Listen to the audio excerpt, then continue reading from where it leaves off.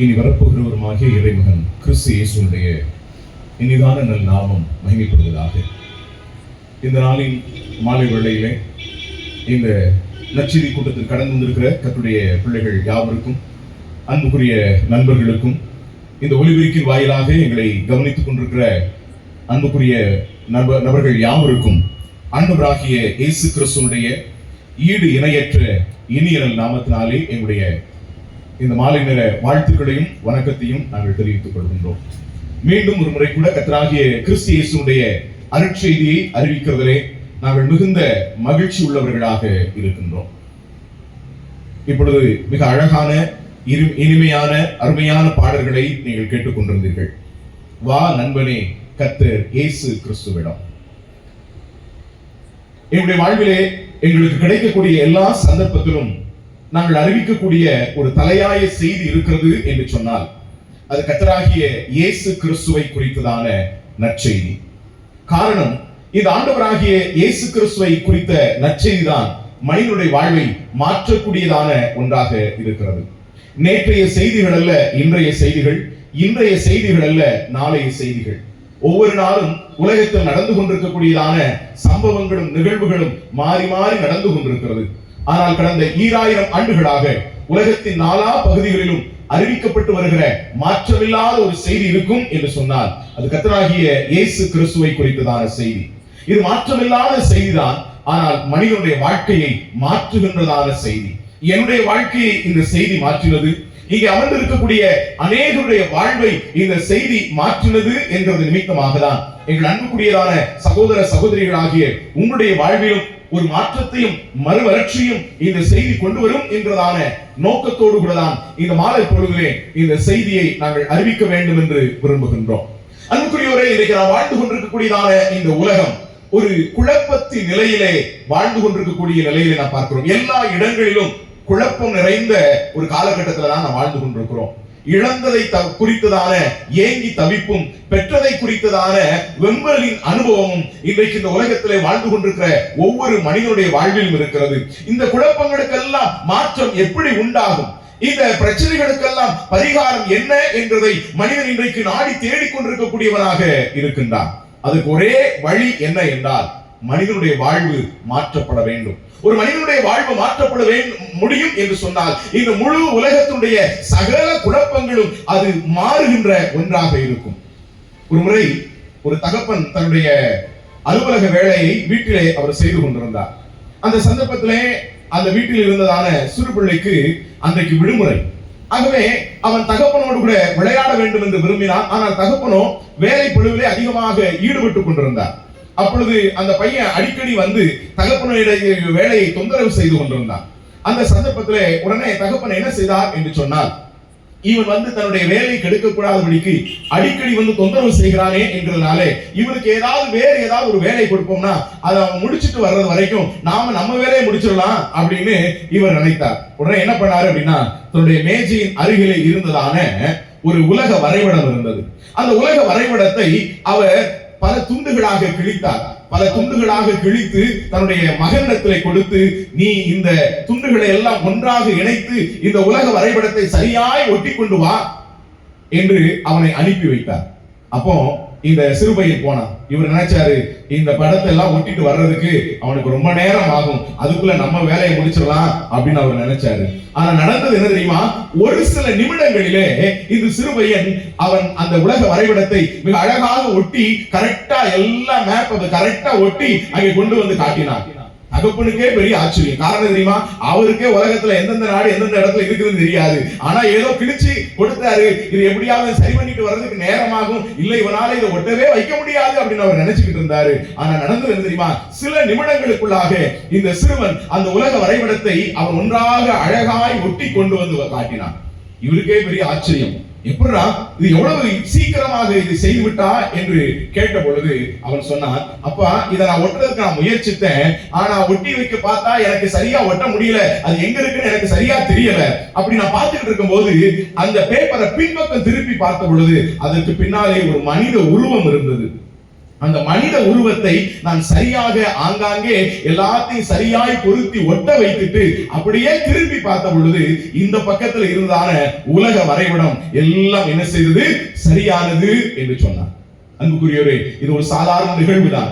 இன்றைக்கும் இந்த உலகத்தில் காணப்படுகிற சகல பிரச்சனைகளுக்கும் பரிகாரம் என்ன என்றால், மனிதனுடைய வாழ்விலே மாற்றம் ஏற்பட வேண்டும். மனிதனுடைய வாழ்க்கையிலே மாற்றம் உண்டானால் மட்டுமே இன்றைக்கு சகல உலகத்தின் பிரச்சனைகளும் குழப்பங்களும் அது சரியாகும். ஆனால் இன்றைக்கு மனிதனுடைய வாழ்வு எப்படிப்பட்ட ஒன்றா இருக்கிறது? மனிதனுடைய வாழ்வு குழம்பி போய் இருக்கக்கூடியதான ஒரு அனுபவத்தோடு கூட இன்றைக்கு மனிதன் வாழ்ந்து கொண்டிருக்கிறான். அந்த குழப்பத்தின் நடுவே அதிலிருந்து விடுவி கிடைக்காதா என்ற நிலையிலே அதற்கான பல வழிகளை நாடி தேடிக் கொண்டிருக்கிறான். ஒருவேளை இந்த ஒலிபெருக்கின் சத்தத்துக்குள்ளாக எங்களை கவனித்துக் கொண்டிருக்கிறதான அன்புக்குரியோரே, உங்களுடைய வாழ்விலும் திடீரென்று எதிர்பாராத நிலையில ஏற்படுகிற சில சம்பவங்கள், சில நிகழ்வுகள், சில காரியங்களின் நிலையிலே நீங்கள் குழம்பி போயிருக்கலாம். அல்லது என்னுடைய வாழ்க்கை இதோடு கூட முடித்து விடுமா, அல்லது என்னுடைய வாழ்க்கை இப்படிதான் இருக்குமா என்றதான கேள்விக்குறியோடு கூட நீங்கள் வாழ்ந்து கொண்டிருக்கலாம். ஆனால் அப்படிப்பட்ட நிலையிலே வாழ்ந்து கொண்டிருக்கக்கூடியதான உங்களுக்கு ஒரு நற்செய்தியை இந்த மாலை வேளையிலே நாங்கள் அறிவிக்க வேண்டும் என்று விரும்புகிறோம். வேத புத்தகத்திலே இதே போன்றதான நிலையிலே காணப்பட்ட ஒரு மனிதனுக்கு அறிவிக்கப்பட்ட ஒரு நற்செய்தி தான் இந்த மாலை பொழுதில் உங்களோடு கூட நான் பகிர்ந்து கொள்ள வேண்டும் என்று விரும்புகிறேன். வேத புத்தகத்திலே அப்போஸ்தலர் நடவடிக்கைகளின் புத்தகம் அதனுடைய 16ஆம் அதிகாரத்திலே ஒரு சம்பவத்தை நாம் வாசிக்க முடியும். என்ன என்று சொன்னால், அப்போஸ்தலனாகிய பவுல் என்று சொல்கிறதான தேவனுடைய மனுஷன் கிறிஸ்து இயேசுவுடைய ஊழியத்தின் நிமித்தமாக அவர் அங்கே சிறைச்சாலையிலே அடைக்கப்பட்டிருக்கக்கூடியதான சந்தர்ப்பத்திலே அங்கே சிறைச்சாலை அஸ்திபாரங்கள் குலுங்கி போய் அதனுடைய கதவுகள் எல்லாம் திறவுண்டு போனது. அப்பொழுது அந்த சிறைச்சாலை தலைவன் அவன் கண்விழித்து பார்த்த பொழுது அஸ்திவாரங்கள் குலுங்கி இருக்கக்கூடிய நிலையிலே அந்த சிறைச்சாலை கதவுகள் எல்லாம் திறந்து போய் இருந்தது. இதை பார்த்துதான அவன் குழம்பி போனான். அந்த பகுதியை தான் உங்களோடு கூட நான் பகிர்ந்து கொள்ள வேண்டும் என்று விரும்புகின்றேன். வேத புத்தகத்திலே அப்போஸ்தலர் நடவடிக்கைகளின் புத்தகம் அதனுடைய 14ஆம் அதிகாரத்தின் 25 தொடங்கியுள்ளதான வாக்கியங்களை நாம் வாசிக்க கேட்கும் பொழுது இவ்விதமாய் அங்கே சொல்லப்பட்டிருக்கிறது. நடுராத்திரியிலே பவுலும் சீலாவும் ஜெபம் பண்ணி தேவனை துதித்து பாடினார்கள். காவலில் வைக்கப்பட்டவர்கள் அதை கேட்டுக் கொண்டிருந்தார்கள். சடுதியிலே சிறைச்சாலையின் அஸ்திவாரங்கள் அசையும்படி பூமி மிகவும் அதிர்ந்தது. உடனே கதவுகள் எல்லாம் திறவுண்டது. எல்லாருடைய கட்டுகளும் கலந்து போயிற்று. சிறைச்சாலை அதிகாரி நித்திரை தெளிந்து சிறைச்சாலையின் கதவுகள் திறந்திருக்கிறதை கண்டு கட்டுண்டவர்கள் ஓடி போனார்கள் என்று எண்ணி பட்டயத்தை உருவி தன்னை கொலை செய்து கொள்ள போனான். இங்கே ஒரு சம்பவம் நடைபெறுகிறது. என்ன தெரியுமா? ஒரு சிறைச்சாலை தலைவன் தன்னிடத்திலே வைக்கப்பட்டிருக்கிறதான கைதிகள் தப்பி போனதான ஒரு சூழ்நிலையை அங்கே பார்க்கிறார். ஒரு விதத்துல அங்க அந்த அஸ்திவாரங்கள் குலுங்கினதான ஒரு நிலையிலே கதவுகள் எல்லாம் திறந்திருக்கக்கூடிய நிலையிலே அவன் கண்விழித்து பார்க்கிறான். எல்லாரும் ஓடி போயிருப்பாங்க அப்படின்ற எண்ணத்திலே இப்பொழுது அவன் என்ன செய்கிறான் என்றால் தன்னையே மாய்த்து கொள்ள பார்க்கின்றான். காரணம் என்ன? அவனுடைய வாழ்க்கையிலே ஒரு பிரச்சனைக்குள்ளாக அவன் கடந்து போகிறான். ஒரு நெருக்கடிய அனுபவத்துக்குள்ளாக அவன் கடந்து போகிறான். அவனுடைய வாழ்க்கையை இப்பொழுது ஒரு விதத்திலே சொல்ல வேண்டும் என்றால் கேள்விக்குறியான ஒரு நிலைக்குள்ளாய் மாறி போயிருக்கிறது. காரணம் என்ன? ஒரு சிறைச்சாலை தலைவன் அன்றைக்கு ரோம அரசாங்கத்தின் சட்டத்தின்படியான நிலையிலே அவனிடத்திலே வைக்கப்பட்டிருக்கக்கூடியதான ஒரு கைதி தப்பி போவான் என்றால் அதற்கு பதிலீடாக அவன் தானே மிகப்பெரியதான விலைக்கிரயம் கொடுக்க வேண்டியவனாக இருக்கிறான். ஒருவேளை அதனுடைய சட்டங்கள் மிக கொடிதாய் இருக்கும். ஆகவே தன்னுடைய வாழ்க்கை எப்படிப்பட்ட நிலைக்குள்ளாய் போகுமா என்றதான கேள்விக்குறியும் பயம் நிறைந்த ஒரு நிலைக்குள்ளாய் அவன் மாறி போனான். கடைசியில அந்த பிரச்சனைகளுக்கு தீர்வு என்ன என்பதை அறியாதவனாக அவன் செய்தது என்ன தெரியுமா? அங்கே வேதம் சொல்லுகிறது, அவன் தன்னுடைய பட்டயத்தை எடுத்து அவன் தன்னைத்தானே குத்தி கொள்ளுகிறதற்கு அவன் போனான். இந்த உலகத்துல மனுஷன் தன்னுடைய வாழ்வின் காரியங்கள் சரியா இல்லை என்று சொன்னால் இறுதியிலே அவன் என்ன செய்ய முற்படுகிறான் தெரியுமா? தன்னுடைய வாழ்க்கையே முடித்துக் கொள்ள வேண்டும் என்று விரும்புகிறான். வாழ்க்கையை முடித்துக் கொள்ள வேண்டும் என்று விரும்புகிறான்.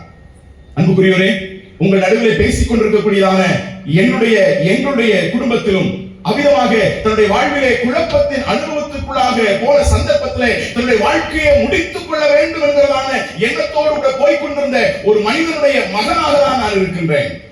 என்னுடைய பெயர் விவேகானந்த் என்று நான் உங்களுக்கு சொன்னேன். என்னுடைய தகப்பனார் பெயர் கேசவன். என்னுடைய தகப்பனார் அருகில் இருக்கக்கூடியதான தூத்துக்குடியிலே அவர் பிறந்தவர். ஆனால் என்னுடைய குடும்பம் முழுவதுமாக மதுரையிலே நாங்கள் தங்கி குடியிருந்தோம். என்னுடைய தகப்பனாருடைய வாழ்க்கை என்று சொல்லுகிறது கடவுள் இல்லை, கடவுளை மற மனிதன் இல்லை என்று சொல்லக்கூடியதான நாத்திக கொள்கையுடையதான ஒரு குடும்பமாய் இருந்தது. அப்படிப்பட்ட நிலையிலே கருப்பு சட்டை அணிந்தவர்களாக அவ்விதமான கடவுளை மறுத்து வாழக்கூடியதான ஒரு வாழ்க்கை எங்களுடைய குடும்பத்திலே காணப்பட்டது. ஆனாலும் கூட நமக்கு அப்பாற்பட்டதான ஏதோ ஒரு வல்லமை இருக்கிறது என்கிறதான நிலையிலே கடவுளை பல வழிகளிலே நாடி தேடுகிறவர்களாக நாங்கள் இருந்தோம். நாங்கள் சார்ந்திருந்த மதத்தின் பின்னணியிலே இந்து மறுமலர்ச்சி இயக்கம், இந்து திராவிட இயக்கம், இப்படிப்பட்டதான இயக்கங்களிலே அவர்கள் தீவிரமாக அவர் ஈடுபட்டவராக இருந்தார். மாத்திரமல்ல, சுடுகாடுகளிலே பூஜை செய்து சுடுகாட்டு சாமியார் என்று அவர் பெயர் பெற்றவராக இருந்தார்.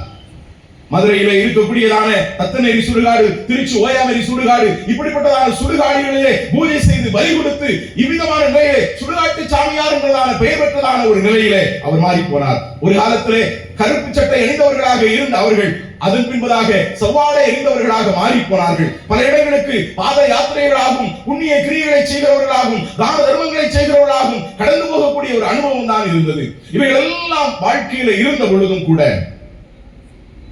வாழ்விலே விரக்தியுற்ற ஒரு நிலைக்குள்ளாய் என்னுடைய தகப்பனார் மாறி போனார். எங்களுடைய குடும்பத்திலே நாங்கள் 3 ஆண் பிள்ளைகள். எனக்கு நேராக 3 சகோதரர்கள், அண்ணன்மார்கள் இருக்கிறாங்க. என்னுடைய தகப்பனார் வேலை செய்தார். என்னுடைய 2 அண்ணன்மார்கள் வேலை செய்து கொண்டிருந்தார்கள். நான் பள்ளிக்கூடத்தில் படிக்கக்கூடியதான மாணவனாக இருந்தேன். எல்லாம் இருந்தது, நல்ல வருமானம் இருந்தது, நல்ல எல்லா சுக சௌகரியங்கள் எல்லாம் எங்களுடைய குடும்பத்தில் இருந்தது. ஆனால் எல்லாம் இருந்தும் ஒன்று எங்களுடைய வாழ்க்கையில இல்லை. என்ன தெரியுமா? நிம்மதி, அமைதி, சமாதானம். எத்தனையோ விதங்களிலே கடவுளையும் கோயில்களையும் தேடி போகிறதான அனுபவங்கள் நம்முடைய வாழ்விலே இருந்தாலும் நிம்மதியை இழந்து சமாதானத்தை இழந்த ஒரு நிலையிலே என்னுடைய தகப்பனார் வாழ்ந்து கொண்டிருந்தார். மாத்திரமல்ல, எங்களுடைய குடும்பம் ஒரு குறிப்பிட்ட சந்தர்ப்பத்திலே அது சின்னாபின்னமாய் மாறி போகக்கூடியதான ஒரு சூழல். என்னுடைய 2 அண்ணன்மார்களும் என்னுடைய வீட்டை விட்டு அவர்கள் ஓடி போகிறதான ஒரு நிலைக்குள்ளாய் மாறி போனார்கள். எங்கே இருக்கிறார்கள் என்கிறதான கேள்வி இல்லாத ஒரு நிலையிலே அவர்கள் கடந்து போனார்கள். அவர்கள் பெங்களூர் அருகில் இருக்கக்கூடியதான ஒரு ஊரில் இருக்கிறார்கள் என்று கேள்விப்பட்டு என்னுடைய தாயாரும் அவர்களை தேடி போனார்கள். அவர்களும் போனதான நிலையிலே அவர்களுக்கும் என்ன ஆனது என்று தெரியாத ஒரு சூழல். காரணம், அந்த நாட்களிலே இப்படிப்பட்டதான தொலைபேசியோ மற்றதான எந்த விதமான தொலைத்தொடர்பு சாதனங்களோ அதிகமாய் கிடையாத ஒரு காலகட்டம். அந்த நிலையிலே நானும் என்னுடைய தகப்பனாரும் தான் இருக்கிறோம். என்னுடைய தகப்பனார் நல்ல உத்தியோகஸ்தல இருந்தவர். அவர் தபால் துறையிலே வேலை செய்தவர். ஆனால் அந்த தபால் துறையிலே வேலையை விட்டுவிட்டு அதன் பின்பதாக பல கம்பெனிகளிலே அவர் வேலை செய்து கொண்டிருந்தார். ஆனால் அவர் வேலை செய்து கொண்டிருந்தான அந்த கம்பெனிகளிலும் பல பிரச்சனைகள் நேரிட்டதான நிலையிலே வீட்டுக்கு கூட வாடகை கொடுக்க முடியாத ஒரு சூழலுக்குள்ளாக நாங்கள் கடந்து போனோம். அப்படிப்பட்டதான நிலையிலே வாழ்க்கையிலே நொடிந்து போய் வாழ்க்கையிலே விரக்தி விட்டவராக என்னுடைய வாழ்க்கையை முடித்துக் கொள்ள வேண்டும் என்கிறதான ஒரு நோக்கத்தோடு கூட ஒரு நாள் அதிகாலை வேளையிலே என்னுடைய தகப்பனார் அவர் எழுந்து தன்னுடைய வாழ்க்கையை முடித்துக் கொள்ள வேண்டும் என்ற நோக்கத்தோடு கூட வீட்டை விட்டு அவர் புறப்பட்டார். என்னுடைய தகப்பனாருக்கும் தாயாருக்கும் மதுரையிலே திருப்பரங்குன்றத்தில் தான் திருமணம் நடந்தது. தன்னுடைய வாழ்க்கையை எங்கே ஆரம்பித்தாரோ அதே இடத்திலே தன்னுடைய வாழ்க்கையை முடித்துக் கொள்ள வேண்டும் என்கிறதான நோக்கத்தோடு கூட அவர் புறப்பட்டு போனார். அவ்விதமாய் அதிகாலையிலே மதுரை பைபாஸ் ரோட் வழியாக திருப்பரங்குன்றத்திற்கு நடந்தே போய் அங்கே இருக்கக்கூடியதான தற்கொலை பாறை என்று சொல்லக்கூடியதான ஒரு சூசைட் பாயிண்ட் இருக்கிறது. அங்கிருந்து குதித்து தற்கொலை செய்து கொள்ள வேண்டும் என்கிறதான எண்ணத்தோடு கூட அவர் புறப்பட்டு போனார். அப்படி போகிறதான சந்தர்ப்பத்திலே இது போன்றதான பைபாஸ் ரோட்டினுடைய வீதியிலே அங்கே பைபிள் பவன் என்கிறதான ஒரு இடம் இருக்கிறது. அங்கே அதிகாலையிலே 5:30 மணி அளவிலே அவர் நடந்து தற்கொலை நோக்கி போய் கொண்டிருக்கக்கூடிய சந்தர்ப்பத்திலே இதே போன்றதான விதத்திலே ஒலிபெருக்கின் மூலமாக வருத்தப்பட்டு வாரும் சுமக்கிறவர்களே, நீங்கள் எல்லோரும் இடத்திலே வாருங்கள், நான் உங்களுக்கு இளைப்பாறுதல் தருவேன் என்று ஆண்டவர் இயேசு கிறிஸ்து அழைக்கிறார் என்கிறதான நற்செய்தி அங்கே அறிவிக்கப்பட்டது. தற்கொலை நோக்கி போய் கொண்டிருந்ததான அவருடைய செவிகளிலே இந்த சத்தம் தொனித்தது. வருத்தப்பட்டு வாரும் சுமக்கிறவர்களே, நீங்கள் எல்லோரும் இடத்திலே வாருங்கள், நான் உங்களுக்கு இளைப்பாறுதல் என்று இயேசு கிறிஸ்து அழைக்கிறார் என்கிறதான செய்தி அவருடைய காதிலே கேட்டது. என்னுடைய தகப்பனார் தூத்துக்குடியை சார்ந்தவர். அங்கே உள்ளதான கால்வல் பள்ளிக்கூடத்திலே படித்தவர். ஆகவே வேதத்தை குறித்தும் வேத வசனங்களை குறித்தும் அவர் நன்றாக அறிந்திருக்கக்கூடியவராக தான் இருந்தார். ஆனால் இந்த சந்தர்ப்பத்திலே தற்கொலை நோக்கி போய் கொண்டிருக்கிறதான அவருடைய காதுகளிலே இந்த வார்த்தை ஒலித்த பொழுது தன்னோடு கூட கடவுள் பேசுகிறது போன்றதான எண்ணத்தை உணர்ந்தவராக நேராக உள்ளே போனார். உள்ளே போன பொழுது அங்கே சில தேவ பிள்ளைகள் உட்கார்ந்து ஜெபம் பண்ணி கொண்டிருந்தார்கள். அவர்கள் கண்விழித்து பார்த்த பொழுது அருகிலே ஒரு முதியவர் நின்று கொண்டிருக்கிறார். அவரை பார்த்து அங்கே உள்ளதான அந்த போதகர் கேட்டார், ஐயா, என்ன விஷயம், எதற்காக வந்திருக்கிறீர்கள் என்று. அப்பொழுது என்னுடைய தகப்பனார் சொன்னார், ஐயா, என் வாழ்க்கையில நிம்மதி இழந்து, அமைதி இழந்து, சமாதானத்தை இழந்து தற்கொலை செய்ய வேண்டும் என்கிறதான நோக்கத்தோடு கூட இந்த ரோட்டு வழியாக நான் திருப்பரங்குன்ற மலையை நோக்கி நான் நடந்து போய் கொண்டிருந்தேன். அந்த சந்தர்ப்பத்தில் தான் இங்கு இருந்து ரேடியோ மூலமாக ஒலிபெருக்கின் மூலமாக வருத்தப்பட்டு வாரம் சுமக்கிறவர்களே நீங்கள் ஒரு இடத்தில் வாருங்கள், நான் உங்களுக்கு இளைப்பாறுதல் தருவேன் என்று இயேசு கிறிஸ்து அழைக்கிறார் என்கிறதான சத்தத்தை கேட்டேன். நான் இப்ப உள்ள வந்திருக்கிறேன், இந்த இயேசு கிறிஸ்து எனக்கு சமாதானம் தர முடியுமா அப்படின்னு கேட்டார். அப்ப அங்க இருந்துதானே அந்த ஊழியக்காரர் சொன்னாரு, ஐயா இந்த இயேசு கிறிஸ்து உங்களுக்கு சமாதானம் தர முடியும். உடனே இவர் கேட்டாரு, நான் ஒரு இந்து மனிதன், ஒரு காலத்திலே கடவுள் இல்லை, கடவுளை மற மனிதன் நினைந்து நாத்திக கொள்கையுடையவனாக வாழ்ந்தேன். அதன் பின்பு கடவுளை பல வழிகளை நாடி தேடுகிறவனாயிருந்தேன். சுடுகாடுகளை பூஜை செய்து சுடுகாட்டை சாமியார் என்று பெயர் பெற்றேன். ஆனால் அப்படிப்பட்டதான நிலையில் இருந்த எனக்கு இயேசு கிறிஸ்து சமாதானம் தர முடியுமா என்று கேட்டார். அப்ப அவங்க சொன்னாங்க, ஐயா இயேசு கிறிஸ்து அவர் எல்லாருக்கும் தெய்வம், அவர் கிறிஸ்தவ மதத்தினுடைய தெய்வம் அல்ல, அவர் எல்லாரையும் நேசிக்கிறார். பாவிகளை ரட்சிக்க கிறிஸ்து இயேசு இந்த உலகத்திற்கு வந்தார். அவரை நம்பும் போது மனிதனுடைய வாழ்க்கையில அமைதி கிடைக்கிறது. மனிதனுடைய வாழ்க்கையில அமைதியும் சமாதானம் சந்தோஷம் இல்லாததே காரணம் என்ன என்றால் மனிதனுடைய வாழ்க்கையில காணப்படுகிறதான பாவம். அந்த பாவம் மன்னிக்கப்பட்டால் மட்டுமே மனிதனுடைய வாழ்க்கையில் அமைதியும் சமாதானத்தை பெற்றுக்கொள்ள முடியும். மனிதனுடைய பாவம் எப்படி மன்னிக்கப்பட முடியும்? எல்லா மத புத்தகங்களும் சொல்லுகிறது, ரத்தம் சிந்துதல் இல்லாமல் பாவம் மன்னிப்பில்லை. ஆகவே மனிதனுடைய பாவம் மன்னிக்கப்பட வேண்டும் என்றால் ரத்தம் சிந்தப்பட வேண்டும். ஆனால் ஒரு மனிதன் செய்த பாவத்திற்காக ஆடு மாடு கோழி மிருகமுடைய ரத்தம் ஒரு நாள் நீடாகாது. உப்பை தின்னவன் தண்ணி குடிக்கணும். பாவம் செய்தவன் பாவத்துக்குரிய தண்டனை அனுபவிக்க வேண்டும். ஆகவே பாவத்தை செய்தான மனிதன் அந்த பாவத்துக்குரிய தண்டனையை அனுபவித்தே ஆக வேண்டும். பாவத்தின் சம்பளம் மரணம். ஆனால் ஆண்டவராக இயேசு கிறிஸ்து நம்ம எல்லாம் உண்டாக்கினதான இறைவன் நம்மேல அன்புள்ளவராக பாவத்துக்குரிய தண்டனையை நாம் அனுபவிக்க கூடாது என்பதற்காக 2000 ஆண்டுகளுக்கு முன்னாக இந்த உலகத்திலே மனிதனாய் அவர் அவதரித்து நம்முடைய பாவத்தை எல்லாம் கல்வாரி சிலுவையிலே சுமந்து தீர்த்தார். நம்முடைய பாவத்துக்கு வர வேண்டியதான ஆக்கினை முழுவதையும் அவர் ஏற்றுக்கொண்டார். நாம் இனிக்க செய்த பாவத்திற்காக துடிக்க தன்னுடைய விளைவிக்க முடியாத இரத்தத்தை சிலுவையிலே சிந்தி கொடுத்தார். அவரை யாருடன் விசுவாசிக்கிறானோ அவனுடைய வாழ்விலே பாவ மன்னிப்பை தருகிறார், சமாதானத்தை தருகிறார், சந்தோஷத்தை தருகிறார். ஐயா இந்த ஆண்டவராக இயேசு கிறிஸ்துவை நீங்கள் நம்புவீர்கள் என்றால், இந்த இயேசு கிறிஸ்து உங்களுடைய பாவத்திற்காக மரித்தடக்கம் பண்ணப்பட்டு 3ஆம் நாள் உயிரோடு கூட எழுந்தார் என்பதை நீங்கள் விசுவாசிப்பீர்கள் என்றால் உங்களுடைய வாழ்க்கையில் சமாதானம் கிடைக்கும் ஐயா, உங்களுடைய வாழ்க்கையில் நிம்மதி கிடைக்கும் ஐயா என்று சொன்ன பொழுது, ஐயா நான் கிறிஸ்தவ மதத்திற்கெல்லாம் மாற மாட்டேன் என்று சொன்னார். அப்ப அவங்க சொன்னாங்க, ஆண்டவர் இயேசு கிறிஸ்து கிறிஸ்தவ மதத்தை உருவாக்குவதற்காய் வரவில்லை. இயேசு கிறிஸ்து எல்லாரையும் நேசித்து இந்த பூமிக்கு வந்தார். அவரை நம்பும் போது பாவம் மன்னிக்கப்பட்ட ஒரு பரிசுத்தம் உள்ளதான ஒரு வாழ்க்கை அவர் தருகிறார். இப்பொழுது இந்த இயேசு கிறிஸ்துவை உள்ளத்தில் ஏற்றுக்கொள்வீர்கள் என்றால் ஒரு தெய்வீக சமாதானத்தை நீங்கள் பெற்று அனுபவிக்க முடியும் என்று சொன்னார்கள். அந்த சந்தர்ப்பத்திலேயே அந்த நொடி பொழுதிலேயே ஆண்டவர் இயேசு கிறிஸ்து தன்னுடைய வாழ்க்கையை இடமளித்தார். தற்கொலை நோக்கி போய் கொண்டிருந்ததான அந்த மனிதர் சந்தோஷத்தோடு கூட சமாதானத்தோடு கூட வீட்டுக்கு திரும்பி வந்தார். நான் வீட்டில் இருந்தேன், என்னிடத்துல சொன்னார், வா இந்த இயேசு கிறிஸ்து என்னுடைய வாழ்க்கையில சமாதானத்தை கொடுத்திருக்கிறார் என்று, இந்த இயேசு கிறிஸ்து என்னுடைய வாழ்க்கையிலே நிம்மதியை கொடுத்திருக்கிறார் என்று அவர் சொன்னார். அந்த நிம்மதியை நாங்களும் பெற்றனுபவித்தவர்களாக இப்பொழுது இந்த சமாதானத்தையும் சந்தோஷத்தையும் அனுபவிக்கக்கூடியவர்களாக இருக்கிறோம். அன்புக்குரியவரே, இந்த ஆண்டவர் இயேசு கிறிஸ்து மனிதனுடைய வாழ்விலே சமாதானம் கொடுக்கக்கூடியவர். இன்னைக்கு மனிதன் தன்னுடைய வாழ்க்கையில் பிரச்சனைகள் நேரிடுகிறது என்று சொன்னால் அதற்காக எடுக்கக்கூடிய முயற்சி என்ன தெரியுமா? தன்னுடைய வாழ்வையே அழித்துக் கொள்ள வேண்டும் என்ற எண்ணம். இந்த வேத புத்தகத்தில் சொல்லப்பட்டிருக்கிறதான இந்த சிறைச்சாலை தலைவனும் கூட என்ன செய்தான் என்று சொன்னால், தன்னுடைய வாழ்விலே ஒரு பிரச்சனை வந்த பொழுது, தன்னுடைய வாழ்விலே வாழ்க்கை கேள்விக்குறியான பொழுது அவன் எடுத்த முடிவு என்ன தெரியுமா? தன்னையே மாய்த்துக் கொள்ள வேண்டும் என்கிறதான ஒரு நோக்கம். பட்டயத்தை உருவி அவன் தன்னைத்தானே குத்திக் கொள்ளும்படியாய் பார்த்தான். ஒருவேளை இந்த ஒலிபெருக்கின் சத்தத்தின் வழியாக உங்களை கவனித்துக் கொண்டிருக்கிற அன்புக்குரிய சிநேகிதா, அன்புக்குரிய நண்பா, உங்களுடைய வாழ்க்கையிலும் பல பிரச்சனைகளாலே பல போராட்டங்களாலே குழம்பி தவிக்கக்கூடியவராக நீங்கள் இருக்கலாம். வாழ்க்கையில் எனக்கு விடிவு காலமே இல்லையா, என்னை நேசிக்கிறதற்கு யாருமே இல்லையா, என்னை அன்பு பாராட்டுகிறதற்கு யாருமே இல்லையா என்கிறதான கேள்விக்குறியோடு கூட என்னுடைய வாழ்க்கையை நான் வாழ்ந்த பிரயோஜனம் என்கிற நிலையிலே உங்களையே அழித்துக் கொள்கிறதற்கு, அது உங்களை மாய்த்துக் கொள்கிறதற்கு ஒருவேளை நீங்கள் எத்தனித்தவர்களாக அதற்காக முயற்சித்தவர்களாக ஒருவேளை இருக்கலாம். இன்றைக்கு உங்களுக்கு தான் இந்த செய்தி நாங்கள் சொல்ல விரும்புகிறோம்.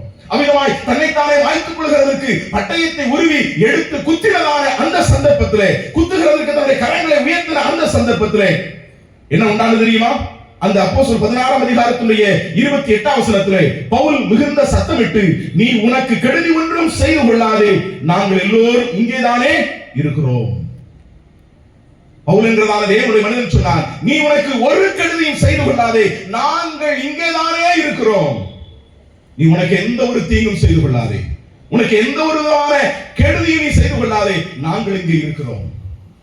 இந்த வார்த்தை அவனுக்கு ஒரு பெரிய ஆறுதலாய் மாறினது. எங்கள் அன்புக்குரிய சகோதரனே சகோதரியே, உங்களுக்கும் கூட இந்த வேளையிலும் நாங்கள் இங்கே இருக்கின்றோம்.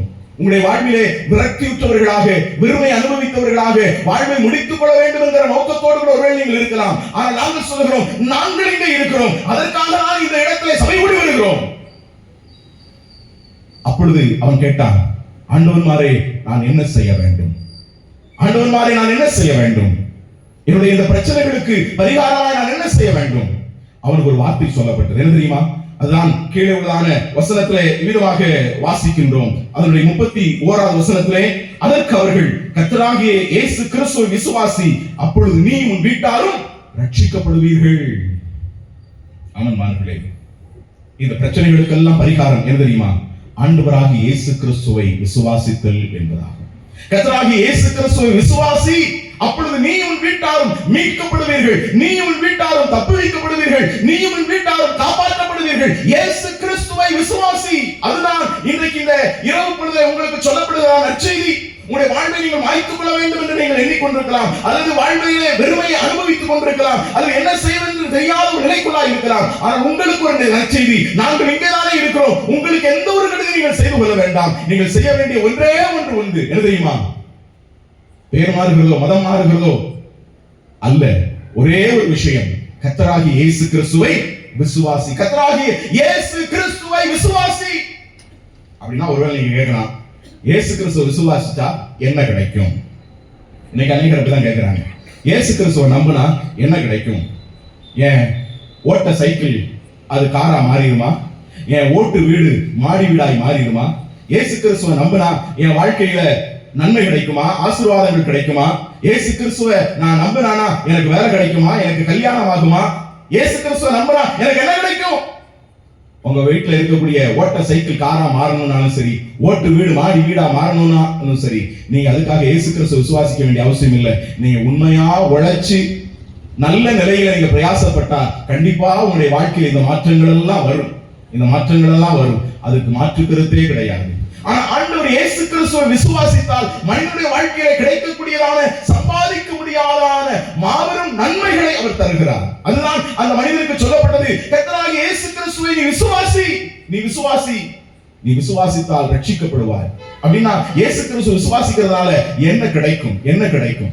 இயேசு கிறிஸ்து விசுவாசிக்கிறதுனாலே என்ன கிடைக்கும் என்பதை இதே புத்தகத்தினுடைய வேறொரு பக்கத்திலிருந்து உங்களோடு கூட சில குறிப்புகளை சொல்லி என்னுடைய வார்த்தைகளுக்கு நான் முற்றுப்புள்ளி வைக்க வேண்டும் என்று விரும்புகிறேன்.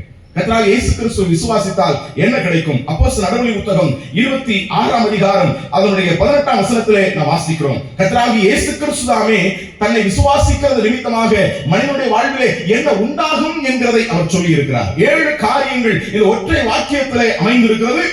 என்ன தெரியுமா? கிறிஸ்து இயேசு தாமே பவுல் அப்போஸ்தலன் என்று சொல்கிறான தேவனுடைய மனிதனை தன்னுடைய கனமான ஊழியத்திற்காக அழைத்த சந்தர்ப்பத்திலே, நீ போய் என்னை குறித்து அறிவி, அவ்விதமாய் என்னை குறித்து நீ அறிவிக்கும் பொழுது ஜனங்கள் என்னை விசுவாசிப்பார்கள் என்று சொன்னார். கிடைக்கக்கூடிய நன்மைகள், ஆசீர்வாதங்கள் என்ன என்கிறதை அவர்தாமே சொல்லி இருக்கிறார். என்ன தெரியுமா? அப்போஸ்தலர் நடவடிக்கை புத்தகம் 26ஆம் அதிகாரம் அதனுடைய 18ஆம் வாக்கியத்தில் விதமாக வாசிக்கிறோம். அவர்கள் என்னை பற்றும் விசுவாசத்தினாலே பாவ மன்னிப்பையும் பரிசுத்தமாக்கப்பட்டவர்களுக்குரிய சுதந்திரத்தையும் பெற்றுக் கொள்ளும்படியாக இருளை விட்டு ஒளியிடத்திற்கும் சாத்தானுடைய அதிகாரத்தை விட்டு தேவனிடத்திற்கும் திரும்பும்படிக்கு நீ அவர்களுடைய கண்களை திறக்கும் பொருட்டு இப்பொழுது உன்னை அவர்களிடத்திற்கு அனுப்புகிறேன் என்றார். அன்புக்குரியோரே, இயேசு கிறிஸ்து தம்முடைய ஊழியத்தின் நிமித்தமாக தேவ மனிதனாகிய பவுலை அனுப்பினதான சந்தர்ப்பத்திலே அவர் இவ்விதமாக ஒரு வாக்கு கொடுத்தார்.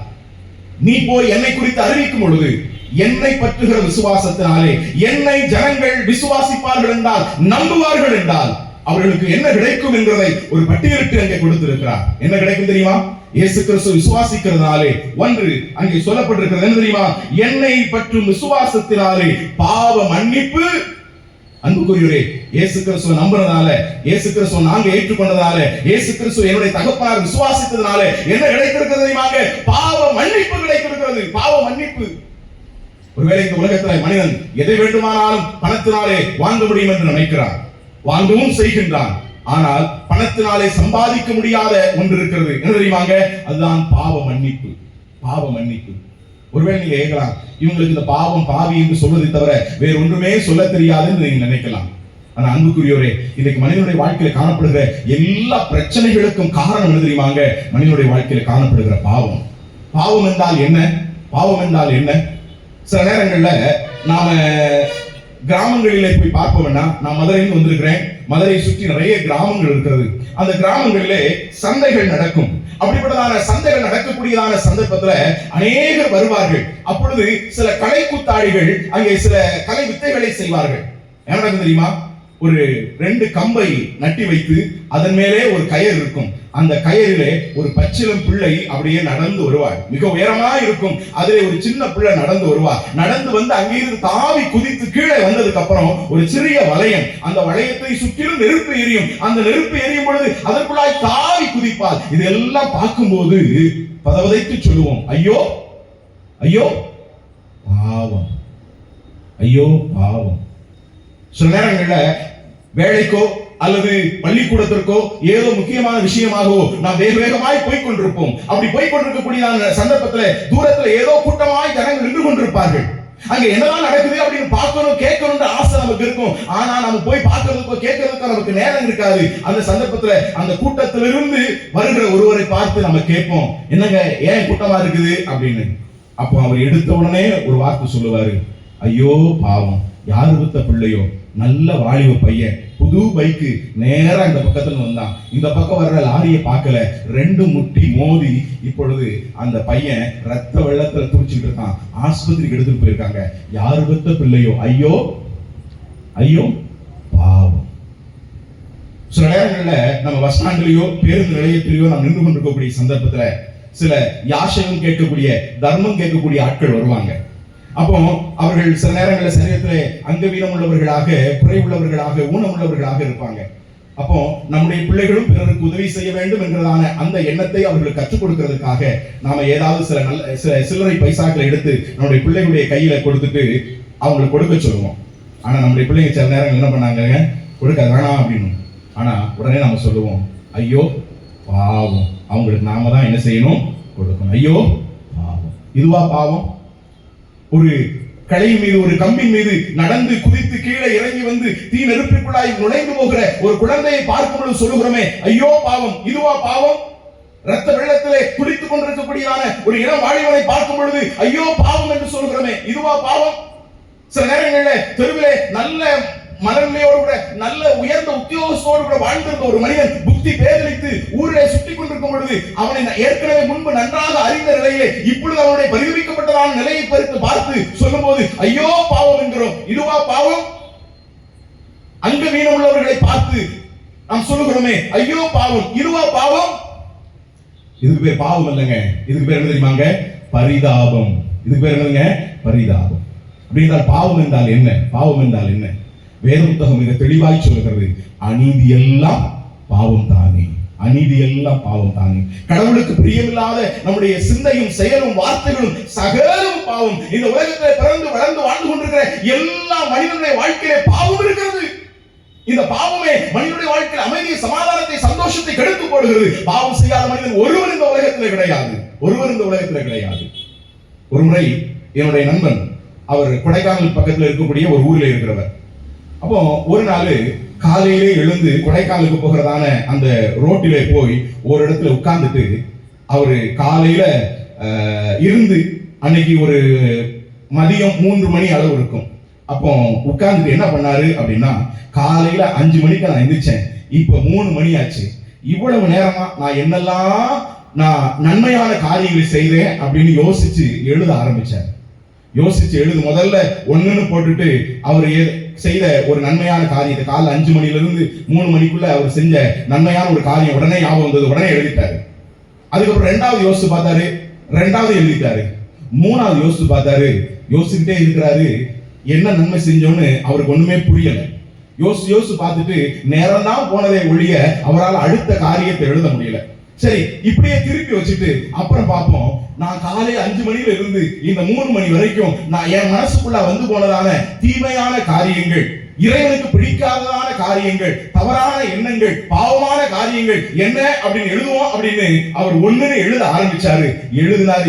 எழுதிக்கிட்டே வந்தவர் என்ன பண்ணாரு தெரியுமா, இந்த பக்கம் எல்லாம் முடிஞ்சிட்டு இந்த பக்கத்தை திருப்பி இங்க நல்லதுன்னு போட்டிருந்தாரு பாத்தீங்களா, 2 எழுதி வச்சிருந்தாருல, அந்த பக்கத்தையும் கடன் வாங்கி எழுதுகிற மாதிரி எழுதி ஆரம்பிச்சார்.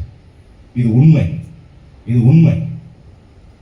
நம்முடைய வாழ்க்கையில நாம் பாவத்திலே வாழ்ந்து கொண்டிருக்கிறோம். ஒரு பெரிய ராஜா சொன்னான், நான் துர்க்குணத்திலே உருவானேன், என் தாய் என்னை பாவத்திலே கர்ப்பம் தரித்தாள். இந்த உலகத்திலே பிறந்து வளர்ந்து வாழ்ந்து கொண்டிருக்கிற எல்லா மனிதனுடைய வாழ்விலும் பாவம் இருக்கிறது. இந்த பாவமே மனிதனுடைய வாழ்க்கை அமைதியை சமாதானத்தை கெடுத்துக் கொண்டிருக்கிறது. இந்த பாவத்தை மன்னிக்கிறதற்காக தான் 2000 ஆண்டுகளுக்குள்ளாக இறைவன் இந்த உலகத்தில் மனிதனாய் அவதரித்து மனிதனுடைய மீட்புக்காக தன்னுடைய ரத்தத்தை சிந்தினார். பாவ மன்னிப்பை பெற்றுக்கொள்ள முடியும் எப்படி? இயேசு கிறிஸ்துவை விசுவாசிக்கிறதாலே மனிதனுக்கு பாவ மன்னிப்பை கொடுக்கிறதற்காக கிறிஸ்து இயேசு கல்வாரி சிலுவையிலே தன்னுடைய ஜீவனை கொடுத்தார். மனிதன் இடிக்க செய்த பாவத்திற்காக அவர் துடிக்க தன்னுடைய விளைவிக்க முடியாத ரத்தத்தை சிந்தி கொடுத்தார். யார் ஒரு ஆண்டவராக இயேசு கிறிஸ்து என்னுடைய பாவத்திற்காக மரித்தடக்கம் பண்ணப்பட்டு 3ஆம் நாள் உயிரோடு கூட எழுந்தார் என்று நம்புகிறானோ, விசுவாசிக்கிறானோ, அவனுடைய வாழ்க்கையிலே கிடைக்கக்கூடியதான மிகப்பெரியதான மேன்மையான ஆசீர்வாதம் என்ன தெரியுமா? பாவ மன்னிப்பு. பாவ மன்னிப்பு. அன்புக்குரியவரே, இயேசு கிறிஸ்துவை விசுவாசிக்கிறதாலே என்ன கிடைக்கிறது என்று சொன்னால், ஒன்று பாவ மன்னிப்பு. பாவ மன்னிப்பு மட்டுமல்ல, இரண்டாவதாக அதே வாக்கியத்தில் நாம் விதமாய் வாசிக்கிறோம், அவர்கள் என்னை பற்றும் விசுவாசத்தினாலே பாவ மன்னிப்பையும் பரிசுத்தமாக்கப்பட்டவர்களுக்குரிய சுதந்திரத்தையும். இரண்டாவதாக ஒரு பரிசுத்தமான வாழ்க்கை. ஒரு பரிசுத்தமான வாழ்க்கை. இயேசு கிறிஸ்துவை நம்புறதுனால ஒன்னு பாவ மன்னிப்பு கிடைக்குதுங்க. இரண்டாவது ஒரு பரிசுத்தமாக்கப்பட்ட ஒரு வாழ்க்கை. இன்றைக்கு மனிதன் தான் விரும்புகிறதை செய்யாமல் தான் வெறுக்கிறதையே செய்கிறான். ஒரு மனிதன் வேத புத்தகத்தை எழுதி வைத்திருக்கிறார், நான் விரும்புகிறதை செய்யாமல் வெறுக்கிறதையே நான் செய்கிறேன். காரணம் என்ன தெரியுமா? இன்றைக்கு உலகத்திலே மனிதனுடைய வாழ்க்கையில காணப்படுகிறதான அக்கிரம சிந்தைகள், அநியாயமான எண்ணங்கள் பாவத்துக்குள்ளாக அவனை கொண்டு போய் வைத்திருக்கிறது. ஆனால் கிறிஸ்து இயேசுவை ஒருவன் விசுவாசிக்கும் பொழுது அவனுடைய வாழ்க்கையிலே பாவ மன்னிப்பு என்றது மட்டுமல்ல, ஒரு பரிசுத்தமான ஒரு வாழ்க்கை ஆண்டவர் இயேசு கிறிஸ்து தருகிறார். பரிசுத்தமாக்கப்பட்டதான ஒரு வாழ்க்கை. உங்களுடைய வாழ்விலே பரிசுத்தமான ஒரு வாழ்க்கை எதிர்பார்க்கிறீர்களா? விளையாட்டாய் பழகினது இப்பொழுது வினையாய் போனதான நிலையிலே நான் இதை விட வேண்டும் என்று நினைத்தாலும் அது என்னை விடமாட்டேங்குது அப்படின்ற பழக்க வழக்கங்களாலே நீங்கள் பீடிக்கப்பட்டவர்களாய் இருக்கலாம். ஒருவருடைய தவறான பழக்கங்களிலிருந்து விடுதலை பெற வேண்டும் என்று நீங்கள் முயற்சித்து தோற்று போன ஒருவர்களாக இருக்கலாம். ஆனால் அன்புக்குரியவரே, இந்த ஆண்டவர் இயேசு கிறிஸ்துவை நீங்கள் விசுவாசிக்கும் பொழுது உங்களுடைய வாழ்விலே பாவ மன்னிப்பை மட்டுமல்ல, பரிசுத்தமுள்ள ஒரு வாழ்க்கை அவர் தருகிறார். என்னுடைய வாழ்க்கையை தந்திருக்கிறார். இங்க இருக்கிற அநேகருக்கு ஒரு பரிசுத்தமுள்ள ஒரு வாழ்க்கையை தந்திருக்கிறார். ஒரு நீங்க கேட்கலாம், எப்படிங்க? எத்தனையோ பேர் சொல்லி கேட்காத என் வாழ்க்கையில, அல்லது எத்தனையோ பேர் எனக்கு எத்தனையோ புத்தி புகட்டி சொல்லிய பொழுதும் என் வாழ்க்கையில் உண்டாகாத அந்த பரிசுத்தம் இயேசு கிறிஸ்துவை நம்பினா மட்டும் கிடைக்குமா அப்படின்னு ஒருவேளை நீங்க கேட்கலாம். நிச்சயமா கிடைக்குங்க. எப்படி தெரியுமா? நான் மதுரையில் வந்திருக்கிறேன் ஏற்கனவே உங்களுக்கு சொன்னேன். மதுரையில அரசு ராஜாஜி மருத்துவமனை என்கிறதான ஒரு மருத்துவமனை உண்டு. பொதுவாக சில நேரங்களில் சில இடங்கள் எவ்வளவுதான் சுத்தமாய் வைத்திருந்தாலும் அதுல ஜனங்களுடைய புழக்கத்தினாலும் பழக்க வழக்கங்கள்னாலும் அது எப்பொழுதுமே பார்த்தா அசுத்தமாக தான் இருக்கும். சில நேரங்களில் பார்த்தீங்க அப்படின்னா அங்க சைக்கிள்லாம் அங்கங்க நிப்பாட்டி வச்சிருப்பாங்க. அங்கங்க கிராமங்கள் நிறைய ஜனங்கள் வருகிறதுனாலே ஆங்காங்கே அசுத்தமான இடங்கள் குப்பைகளுமாக நிறைய இருக்கும். ஒரு நாள் நான் அந்த வழியாய் போய் கொண்டிருக்கக்கூடிய சந்தர்ப்பத்துல பாத்தீங்க அப்படின்னா அந்த மருத்துவமனை ரொம்ப அழகா இருந்தது, ரொம்ப நீட்டா இருந்தது. குப்பையும் கூட எதுவுமே கிடையாது. வாகனங்கள் எல்லாம் கரெக்டா அடுக்கி வச்சிருந்தாங்க. ஆங்காங்க வெள்ளை கலர்ல ஏதோ பொடியெல்லாம் போட்டு ரொம்ப சுத்தமா இருந்துச்சு. ஒருவேளை நான் பார்த்தேன், என்னது இது ராஜாஜி அரசு மருத்துவமனையா இல்ல வேறு ஏதோ அப்படியா அப்படி நான் பார்த்தேன். ஆனா மேல எழுதி இருந்துச்சு அரசு ராஜாஜி மருத்துவமனை அப்படின்னு. ஆனா அப்படி பார்த்துட்டு இருக்கும்போது கொஞ்சம் இந்த பக்கம் திரும்பி பார்த்தேன். என்ன தெரியுமா? அங்கே ஒரு பதாகை இருந்தது, ஒரு பேனர் இருந்தது. அதுல என்ன எழுதிச்சு தெரியுமா? சுகாதாரத்துறை அமைச்சர் அவர்களே வருக வருக. சுகாதாரத்துறை அமைச்சர் அவர்களே வருக வருக அப்படின்னா அதனுடைய அர்த்தம் தெரியுமா? அமைச்சர் வர்றாரு அப்படின்னு அந்த இடம் என்ன செய்யப்பட்டது தெரியுமா? சுத்தப்படுத்தப்பட்டது, சரிபடுத்தப்பட்டது. நான் சொல்றேனே, ஒரு மனிதர் அல்லது ஒரு துறையினுடைய அதிகாரி அவர் வருகிறார் என்றாலே ஒழுங்கீனங்கள் எல்லாம் ஒழுங்காகும் என்றால், உங்களையும் என்னையும் படைத்த ஆண்டவர் நம்முடைய வாழ்க்கைக்குள்ளாய் வருவார் என்றால் ஒழுங்கீனங்கள் ஒழுங்காகாதா? மாற்ற முடியாத பழக்க வழக்கங்கள் விடுதலை கிடைக்காதா? நிச்சயமாய் கிடைக்கும். எங்களுடைய வாழ்க்கையில் கிடைத்திருக்கிறது. அதைதான் நாங்கள் உங்களுக்கு சொல்கிறோம். இயேசு கிறிஸ்துவை நீங்கள் விசுவாசிக்கிறதாலே பாவ மன்னிப்பு மட்டுமல்ல, பரிசுத்தமுள்ள ஒரு வாழ்க்கை. பரிசுத்தமுள்ள ஒரு வாழ்க்கை மட்டுமல்ல, மூன்றாவதாக பரிசுத்தமாக்கப்பட்டவர்களுக்குரிய சுதந்திரம் அப்படின்னு அங்கே சொல்லப்பட்டிருக்கிறது. அப்படின்னா அதனுடைய அர்த்தம் தெரியுமா? மூன்றாவதாக ஒரு பரலோக வாழ்க்கை அவர் தருகிறார். பாவம் மன்னிக்கப்பட்ட ஒரு வாழ்க்கை, பரிசுத்தமுள்ள ஒரு வாழ்க்கை, அது மாத்திரமல்ல ஒரு பரலோக வாழ்க்கை அவர் தருகிறார். அன்புக்குரியவரே, நாம் வாழக்கூடியதான இந்த உலக வாழ்க்கை சதம் அல்ல, நிரந்தரம் அல்ல. என்றைக்காவது ஒரு நாள் இந்த உலகத்தை விட்டு நாம் மாற்றப்பட்டு போகவே வேண்டி வரும். மரணம் எப்பொழுது வரும் என்று யாரும் சொல்ல முடியாது. நான் இங்கே உங்களோடு கூட பேசிக் கொண்டிருக்கிறேன். இந்த கூட்டத்தை முடித்துவிட்டு இன்று இரவில் நான் பிரயாணப்பட்டு மதுரைக்கு போக வேண்டும். ஒருவேளை நான் போகிற வழியிலேயே எனக்கு என்ன வேண்டுமானாலும் நேரிடலாம், மரணமே எனக்கு நேரிடலாம். ஆனால் எனக்கு ஒரு நம்பிக்கை உண்டு. மரணம் நேரிட்டது என்று சொன்னால் நான் ஆராதிக்கிற ஆண்டவரிடத்தில் போவேன், பரலோகத்துக்கு போவேன் என்கிற நம்பிக்கை எனக்கு உண்டு.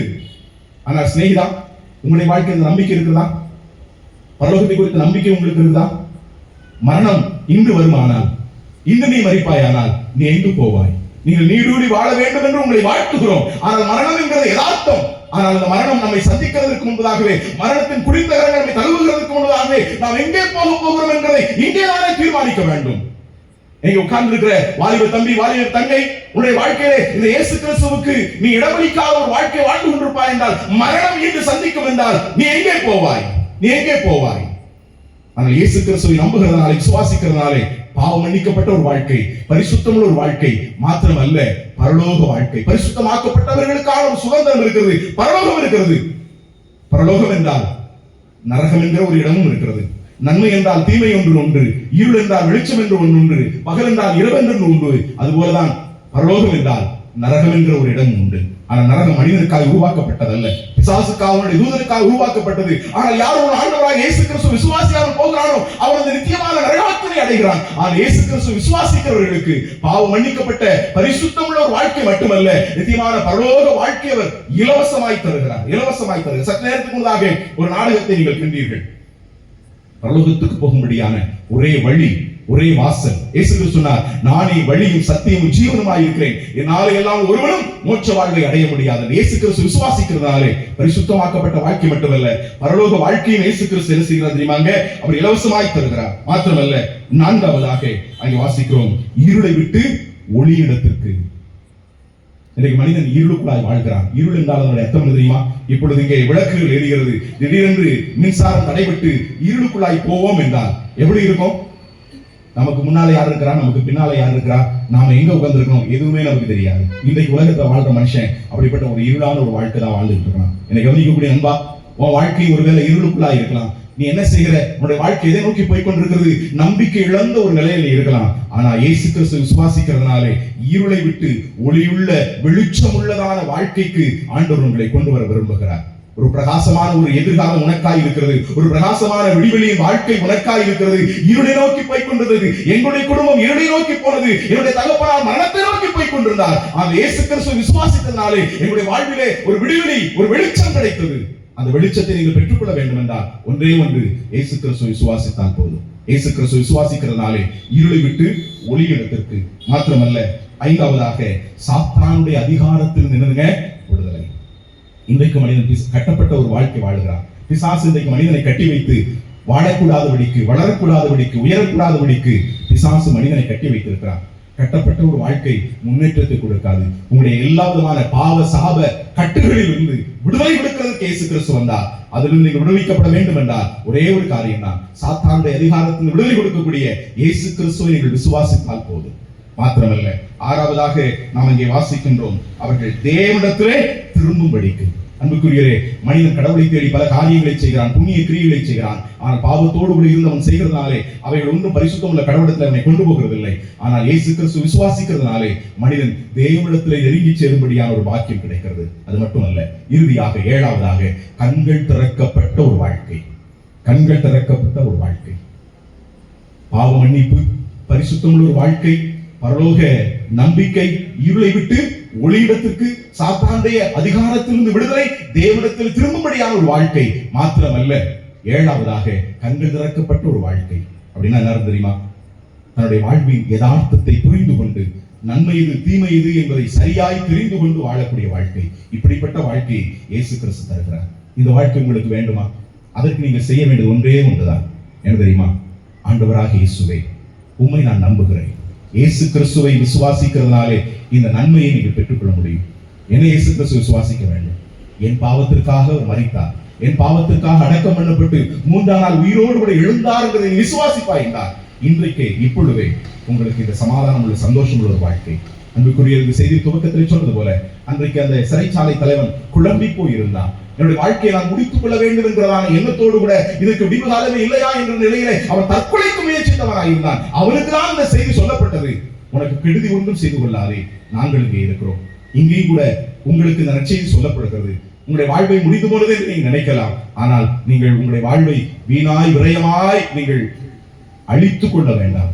நாங்கள் இங்கே இருக்கிறோம். அங்கே நீங்கள் செய்ய வேண்டியது ஒன்றே ஒன்று, என்ன தெரியுமா? கர்த்தராகிய இயேசு கிறிஸ்து விசுவாசி. அவரை விசுவாசித்தால் பாவம் மன்னிக்கப்பட்ட ஒரு வாழ்க்கை, பரிசுத்தமுள்ள ஒரு வாழ்க்கை, பரலோக நம்பிக்கைக்குரியதான ஒரு வாழ்க்கை, இருளை விட்டு ஒளியுள்ளதான ஒரு வாழ்க்கை, தேவனிடத்தில் சேரும்படியான ஒரு வாழ்க்கை, சாத்தானுடைய அதிகாரத்திலிருந்து விடுதலை, மாத்திரமல்ல கண்கள் திறக்கப்பட்ட ஒரு வாழ்க்கை. இது உங்களுக்கு வேண்டுமா? ஒரு அமைதியான, சமாதான, ஒரு சந்தோஷமான, பாவம் மன்னிக்கப்பட்ட ஒரு வாழ்க்கையும் மரணத்துக்கு பின்னதாக பரலோக வாழ்க்கையை நீங்கள் பெற்றுக்கொள்ள வேண்டுமா? அதற்கு நீங்கள் செய்ய வேண்டியது, கிறிஸ்தவ குடும்பத்தில் பிறக்கிறதுனாலையோ, பைபிள் படிக்கிறதுனாலையோ, சபைக்கு வருகிறதுனாலையோ அல்ல. உள்ளத்தில் இயேசு கிறிஸ்துவை ஏற்றுக்கொண்ட நிச்சயம் இருக்கிறதா? அவருடைய நாமத்தின் மேல் விசுவாசம் உள்ளவர்களாய் அவரை ஏற்றுக்கொண்டவர்கள் எத்தனை பேர்களோ அத்தனை பேர்களும் தேவனுடைய பிள்ளைகள் ஆகும்படிக்கு அவர் அதிகாரம் கொடுத்தார் என்று சொல்லப்பட்டிருக்கிறது. என்னை கேட்கிற அன்புக்குரிய தம்பி, தங்கை, இந்த இயேசு கிறிஸ்து உண்மையா உள்ளத்தில் ஏற்றுக்கொண்டிருக்கீங்களா? ஏமாந்து போக வேண்டாம். பரலோக ட்ரெயின் அது புறப்பட போகிறது. ஆனால் ரட்சிப்புங்கிற டிக்கெட் உங்களுக்கு இருக்குதா? அன்றைக்கு அந்த மனிதனிடத்தில் அதான் சொல்லப்பட்டது, கர்த்தராகிய இயேசு கிறிஸ்து விசுவாசி, அப்பொழுது நீயும் உன் வீட்டாரும் ரட்சிக்கப்படுவீர்கள். இந்த ரட்சிப்புங்கிற டிக்கெட்டை நீ எப்படி பெற்றுக்கொள்ள முடியும்? அந்த ரட்சிப்புங்கிற டிக்கெட்டுக்குள்ள இதெல்லாம் இருக்குதுங்க. பாவ மன்னிப்பு இருக்குது, பரிசுத்தமுள்ள ஒரு வாழ்க்கை இருக்குது, பரலோக நம்பிக்கை இருக்குது, தேவனிடத்தில் சேர்கிற பாக்கியம் இருக்குது. இதை நீங்க பெற்றுக்கொள்ளணும்னா ஒன்றே ஒன்று செய்தால் போதும். உங்களுடைய உள்ளத்தில் ஆண்டவரை ஏற்றுக்கொண்டு உங்களுடைய பாவத்துக்குரிய பரிகாரியாய், இரட்சகராய் உங்களுடைய உள்ளத்தில் அவரை நம்பினால் போதும். அதற்காக நீங்கள் செய்ய வேண்டிய ஒரே ஒரு காரியம், கண்களை மூடி, ஆண்டவரே நான் ஒரு பாவி, என்னுடைய பாவத்திற்காக நீ சிலுவையில் உயிர் கொடுத்தீர் என்பதை நம்புகிறேன், என் பாவத்தை எனக்கு மன்னியும் என்று அவரிடத்தில் உங்களை அர்ப்பணம் செய்வீர்களா? தலைகளை தாழ்த்துவோமே. ஒருவேளை எங்களுடைய வாழ்விலே நித்திய சமாதானம், சந்தோஷம், பாவம் மன்னிக்கப்பட்ட ஒரு வாழ்க்கை, பரலோக நம்பிக்கை உங்களுக்கு வேண்டும் என்றால் இந்த ஆண்டவர் இந்த இரவு பொழுதிலே உங்களை அழைக்கிறார். வருத்தப்பட்டு வாரம் சுமக்கிறவர்களை நீங்கள் எல்லோரும் இடத்துல வாருங்கள், நான் உங்களுக்கு இளைப்பாறும் தருவேன் என்று சொன்ன ஆண்டவர் உங்களை அழைக்கிறார். உங்களுக்கு ஒரு விடுதியும் செய்து கொள்ள வேண்டாம். நீங்கள் செய்ய வேண்டிய ஒன்றே ஒன்று, இந்த இயேசு கிறிஸ்துவை நீங்கள் விசுவாசித்தால் போதும். அவர் உங்களை அன்போடு கூட அழைக்கிறார். அவருடைய அழைப்பின் சத்தம் இந்த மாலை பொழுதிலே உங்களுடைய செவிகளிலே கேட்கவில்லையா? ஆணைகள் பாய்ந்த கரங்களை விரித்து அழைக்கிற அந்த ஆண்டவருடைய சத்தம் உங்களை கேட்கவில்லையா? ஒரு விசை உங்களை நீங்களே யோசித்து பாருங்கள். இன்றைக்கு மரணம் வரும் என்றால் நீங்கள் எங்கே போவீர்கள்? இந்த ஆண்டவர் உங்களை அன்போடு கூட அழைக்கிறார். இயேசு அழைக்கிறார், இயேசு அழைக்கிறார், அவளை உன்னை தம் கரங்கள் நீட்டியே இயேசு அழைக்கிறார், அவளை உன்னை தம் கரங்கள் நீட்டியே இயேசு அழைக்கிறார். எத்துன்ப நேரத்திலும் ஆரோக்கியம் உனக்களிப்பார், எத்துன்ப நேரத்திலும் ஆரோக்கியம் உனக்களிப்பார். யாராயிருந்தால் பேரங்கள் இன்றியே தாமதமின்றி வந்திடுவாய். யாராயிருந்தால் பேரங்கள் இன்றியே தாமதமின்றி வந்திடுவாய். இயேசு அழைக்கிறார், இயேசு அழைக்கிறார். இயேசு கிறிஸ்து உங்களை அழைக்கிறார். கிறிஸ்துவ குடும்பத்தில் பிறந்தவர்களாக இருக்கலாம், ஆனால் பரலோக வாழ்வை பெற்றுக்கொள்ள வேண்டும் என்றால், பாவம் மன்னிக்கப்பட்ட ஒரு வாழ்க்கை பெற்றுக்கொள்ள வேண்டும் என்றால் அவருடைய அவரிடத்தில் வந்தால் இன்றைக்கே பாவம் மன்னிக்கப்பட்ட ஒரு வாழ்க்கை, சமாதானமுள்ள சந்தோஷமுள்ள ஒரு வாழ்க்கை, நித்திய பேர்ப்பு வாழ்க்கை இயேசு கிறிஸ்து தருகிறார். நீரெல்லாம் துடைப்பார், கண்மணி போல் காப்பார், கண்ணீரெல்லாம் துடைப்பார், கண்மணி போல்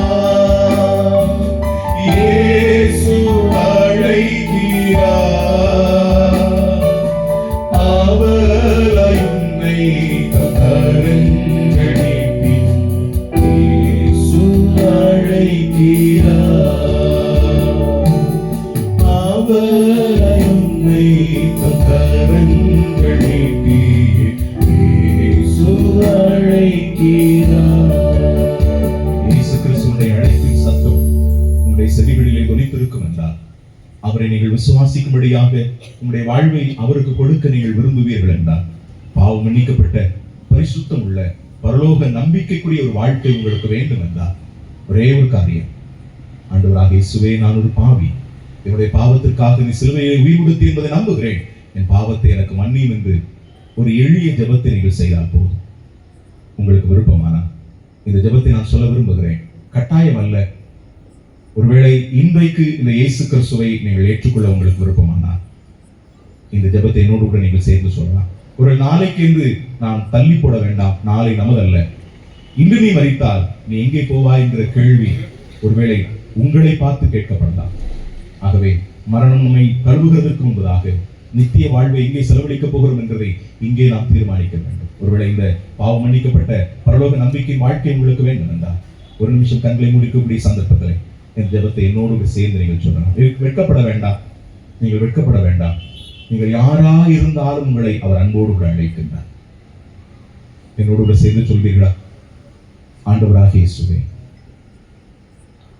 நான் ஒரு பாவி, என்னுடைய பாவத்துக்காக நீர் சிலுவையிலே உயிர் கொடுத்தீர் என்பதை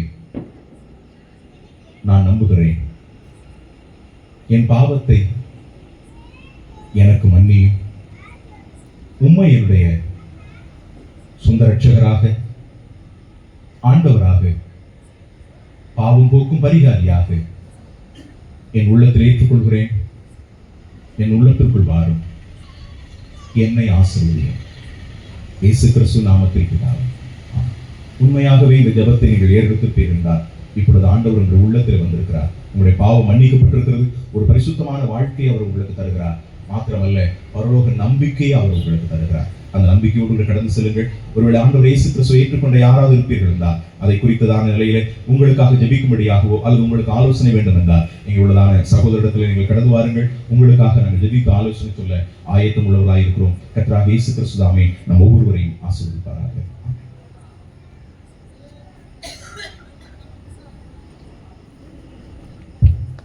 கேட்ட செய்திக்காக நாம் ஜெபம் செய்வோம்.